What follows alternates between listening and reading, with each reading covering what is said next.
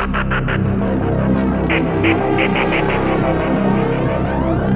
Electric के ऊपर chief justice of Pakistan ने बड़ा तगड़ा हाथ रखा है। चीफ जस्टिस ऑफ पाकिस्तान ने अहकाम दिए कि जाएं और ग्रिड स्टेशन को जाकर गिराएं। एयरपोर्ट की ज़मीन पर जितने भी शादी हॉल्स हैं सब जाकर गिरा दें। तिजोरी हाइट्स इंक्रोचमेंट पे है। अस्सलाम वालेकुम, चलते फिरते मैं आपको खुश आमदीद कहता हूँ। आज सुप्रीम कोर्ट कराची रजिस्ट्री में बड़े केस की बड़ी समाअत हुई है।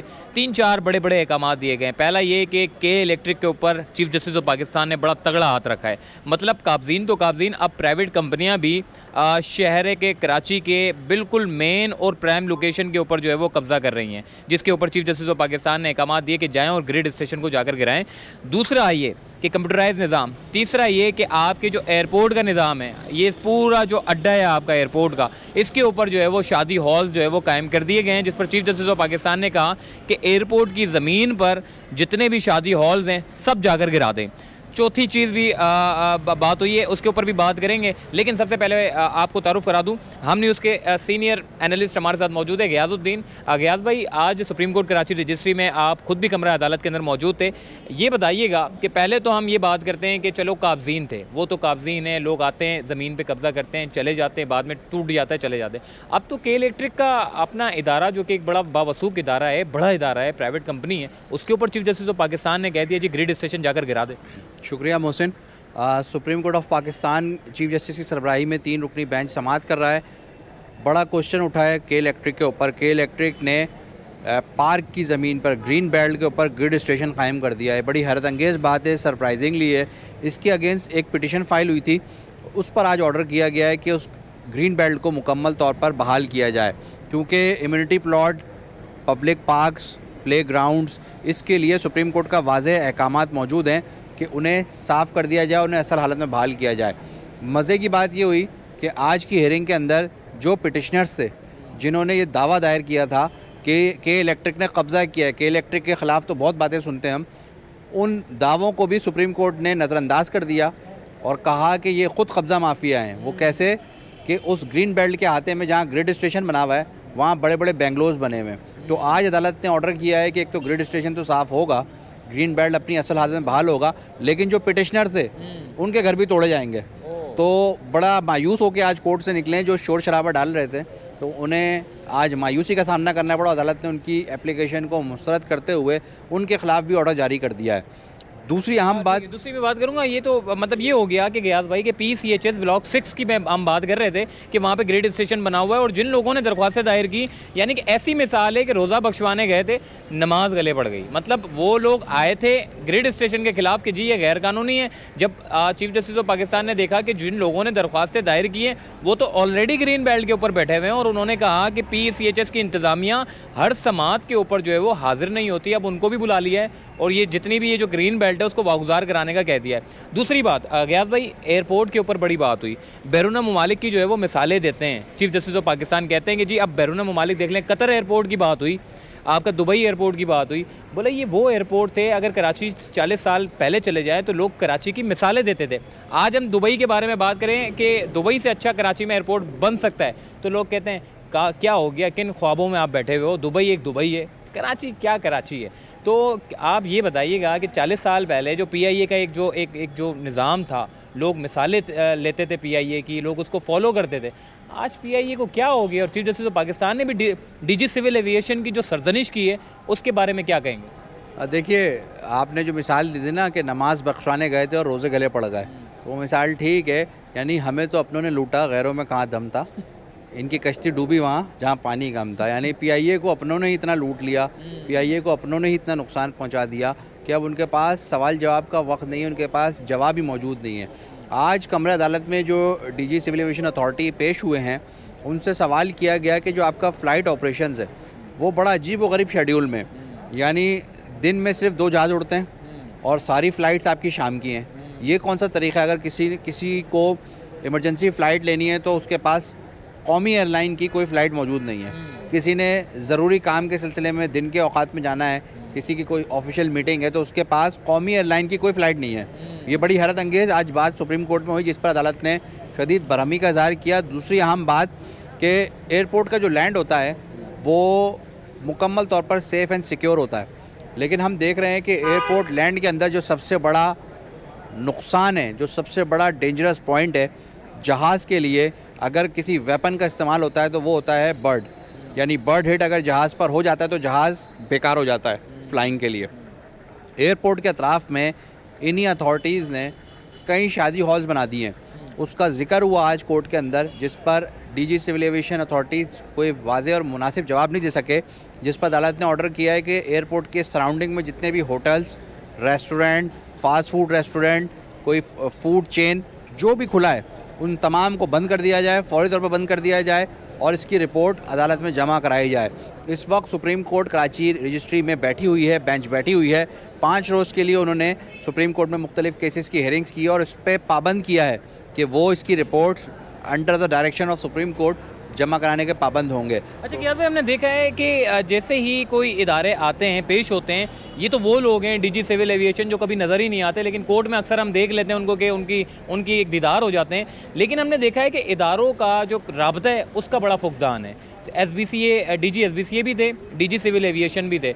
हमने ये देखा कि DG SBCA ने कहा कि हमने इसके ऊपर पूरा सर्वे किया है। अच्छा, रिपोर्ट उनके पास मौजूद है, लेकिन DG सिविल एविएशन को रिपोर्ट नहीं दे रहे। चीफ जस्टिस ऑफ पाकिस्तान ने कहा अगर आप अच्छा काम कर रहे हैं तो DG सिविल एविएशन को रिपोर्ट क्यों नहीं देते आप इनको रिपोर्ट दें, जो शादी हॉल्स है गैर कानूनी उसको गिराएं। तो इसमें DG SBCA हो गए या फिर DG सिविल एविएशन हो गए, ये सारे के सारे जितने भी लोग हैं इनके अपने भी मफाद होते हैं, तभी तो सारा चल रहा है। वो कहते हैं जी कतर में क्यों नहीं चल रहा, दुबई एयरपोर्ट पे क्यों नहीं चल रहा, ये सारी एयरपोर्ट की मिसालें देते हैं। आज कराची को क्या हो गया? देखिए, कराची एयरपोर्ट दुनिया के बेहतरीन एयरपोर्ट्स में शुमार होता है। अच्छी और बड़े जहाज़ों की लैंडिंग यहाँ हुआ करती थी, अब नहीं होती। उसका रीज़न यही है कि हमारे पास लैक्सेस हैं, हमारे पास चीज़ों का फुकदान है, कोऑर्डिनेशन का फुकदान है। SBCA की जहाँ तक बात है, SBCA वो इदारा है जो सिंध गवर्नमेंट के मातहत काम करता है और करप्ट तरीन इदारा है। SBCA में कोई भी आपने मैप क्लियर करवाना हो, किसी बिल्डिंग का नक्शा पास करवाना हो तो उसके लिए पैसे आपको देने पड़ते हैं। SBCA में आपको हाई राइज बिल्डिंग जैसे नस्ला टावर तामीर हुई, उसकी क्लियरेंस आपको मिल जाती है। SBCA में किसी बिल्डर को कोई इजी अप्रोच करना हो, कि बिल्डिंग को क्लियर करवाना हो, वो बगैर बड़े आराम से पैसों से हो जाता है। तो SBCA बहुत ही एक करप्ट तरीन इदारा है। तो SBCA की मिसाल इसलिए नहीं बनती चूँकि सुप्रीम कोर्ट की हेयरिंग्स के दौरान हमने देखा, जब भी ये समातें हुई हैं, दो डायरेक्टर जनरल, 2 बड़े ओहदे होते हैं SBCA के, उन्हें घर भेज दिया गया है, उन्हें फारिग कर दिया गया है। लेकिन अदालत ने यह भी कहा था कि इन तमाम अफसरान की तनख्वाहें रोकी जाएं और साथ ही साथ इन्हें कोई दूसरा ओहदा ना दिया जाए। लेकिन हम देखते हैं कि साबका जो SBCA के डायरेक्टर थे, उन्हें जब SBCA से सुप्रीम कोर्ट के हुक्म पर फारिग किया गया तो अब उन्हें सेक्रेटरी लगा दिया गया किसी और महकमे में, तो वो सेक्रेटरी की हैसियत से अब अदालत में पेश हो रहे हैं। तो ये एक अजीब व गरीब सिलसिला है, ये एक अजीब व गरीब सिंध गवर्नमेंट का मैकेनिज़्म है जिस पर वजाहत तलब की गई थी वज़ीर आला सिंध से। कल वज़ीर आला सिंध भी अदालत को कोई मुनासिब जवाब नहीं दे सके, जिसकी वजह से उनकी सरजनिश हुई और एक जुमला उन पर जो है दागा गया सुप्रीम कोर्ट की तरफ से कि अगर डेवलपमेंट की बात करते हैं तो आप शारा फैसल से निकल के अंडर पासेस पर चले जाएंगे और उनकी बातें करेंगे। ये वही अंडर पासेस हैं जो कंटोनमेंट बोर्ड की हदूद में हैं, जिस पर क्लेम ये किया जाता है कि सिंध गवर्नमेंट की जगह नहीं है, हम पैसे नहीं खर्च करेंगे। तो फिर मनोड़ा बीच को क्यों डेवलप किया जा रहा है? ये सवाल CM से कल हुआ, सवाल उनकी कारकर्दगी पे हुआ, जिस पर वो अदालत को इत्मीनान बख्श जवाब ना दे सके। ये सब ये कि नक्शे तो खैर वो बाद में पास होते हैं, पहले कंस्ट्रक्शन पहले शुरू हो जाती है, बाद में नक्शे पास होते हैं। कराची में तो ये हाल है। तीसरा बड़ा मौजू ये है कि तिजोरी हाइट्स, जो कि पाकिस्तान रेलवे की ज़मीन है, पाकिस्तान रेलवेज़ ने ये दावा किया है कि तिजोरी हाइट जो कि गुलशन इकबाल में, वो ये कहते हैं कि जी ये हमारी ज़मीन है जो कि KCR की है। तिजोरी हाइट्स वाले कहते हैं ये हमारी ज़मीन है। अच्छा, वफाक की ज़मीन सिंध हुकूमत कैसे लीज़ दे सकती है? ये भी एक बड़ा पॉइंट है जो कि सुप्रीम कोर्ट में भी उठाया गया। अब 2 रोज़ का टाइम दिया उनको, कहा है पाकिस्तान रेलवेज़ को कि आप दस्तावेज़ात पेश करें अगर आपके पास सबूत है, और अगर वो दस्तावेज़ात पेश कर देते तो यकीनन फिर तिजोरी हाइट्स जो है वो जिन लोगों ने सरमाया लगाया होगा वो तो सारा का सारा डूब जाएगा। बिल्कुल सही कहा आपने, लेकिन सरमाया भी इसमें लगा नहीं है। ये भी बिल्डिंग अंडर कंस्ट्रक्शन है और ख़ास तौर पर जो रेलवे की लैंड है, जो कि सर्कुलर रेलवे के ऊपर ये सवालात उठे हैं। तो ये सर्कुलर रेलवे का एक ट्रैक है, 42 किलोमीटर का ये ट्रैक है, जिसमें से 3 किलोमीटर का ट्रैक बाकी रह गया है जिस पे इंक्रोचमेंट है। उस 3 किलोमीटर में तिजोरी हाइट्स मौजूद है, उस 3 किलोमीटर के अंदर डिग रोड का ट्रैक मौजूद है, इस 3 किलोमीटर के अंदर जो नाज़माबाद और आपका जो ग्रीन लाइन का ट्रैक है वो मौजूद है।